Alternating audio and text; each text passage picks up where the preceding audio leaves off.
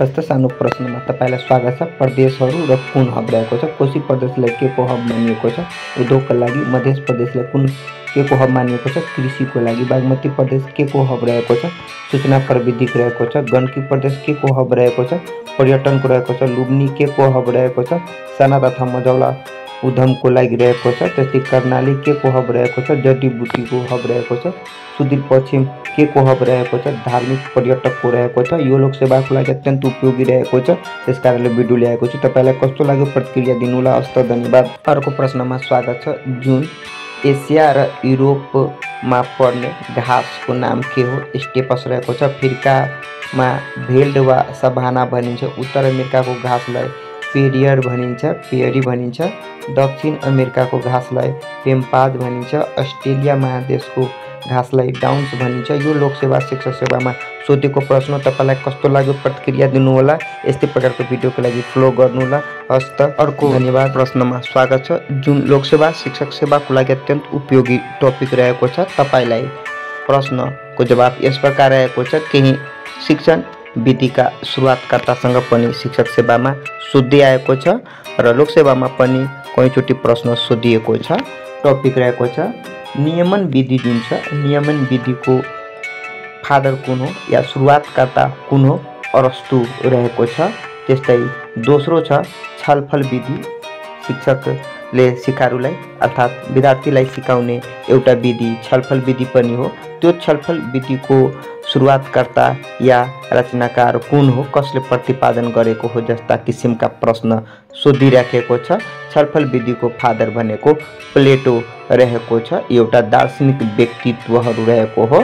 प्रश्नोत्तर विधि जुन छ प्रश्नोत्तर विधि कुनले सुरुवात गरेको हो? सुकरातले। यो दार्शनिक रहेको छ सुकरातले। त्यस्तै अवलोकन विधि जुन छ अवलोकन विधि कसले चाहिँ प्रतिपादन गरिएको छ? सिम्पसनले गरेको छ। त्यस्तै प्रदर्शन विधि जुन प्रदर्शनी गरेर चाहिँ सिकाउने गरिन्छ बुझाउने गरिन्छ, त्यो प्रदर्शन विधिको फादर कुन हो? फ्रान्सिस बेकन रहेको छ। त्यस्तै हायुरिस्टिक वा खोज अन्वेषण विधि कसले पत्ता लगाइएको छ? कसले चाहिँ सुरुवात गरेको छ? आर्मस्ट्रङ रहेको छ।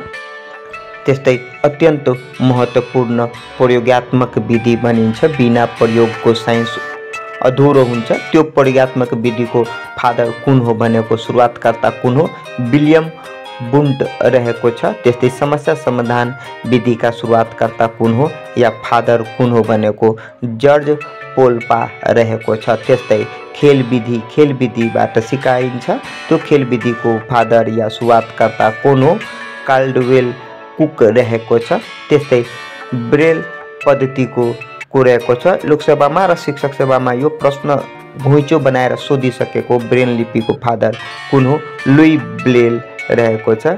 ब्रेल लिपिको चाहिँ फादर। त्यस्तै मूल्याङ्कन विधि जुन छ मूल्याङ्कन विधिको फादर कुन हो?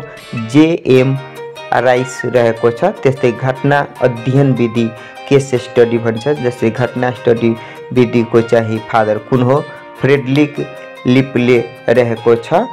त्यस्तै भ्रमण विधिको फादर कुन हो? भ्रमण विधिको फादर पेस्टालोजी रहेको छ। यो सबै दार्शनिक व्यक्तित्वहरू रहेका हुन्। त्यस्तै सूक्ष्म शिक्षण विधिको फादर कुन हो? रबर्ट रहेको छ सूक्ष्म शिक्षण विधिको फादर। त्यस्तै मन्टेसरी विधिका फादर कुन हो? मन्टेसरी विधिका फादर भनेको मरिना मन्टेसरी रहेको छ। परियोजना विधिको किल प्र्याक्टिक रहेको छ। परियोजनामा आधारित विधि जोन डेभिलस रहेको छ। यो लोकसेवा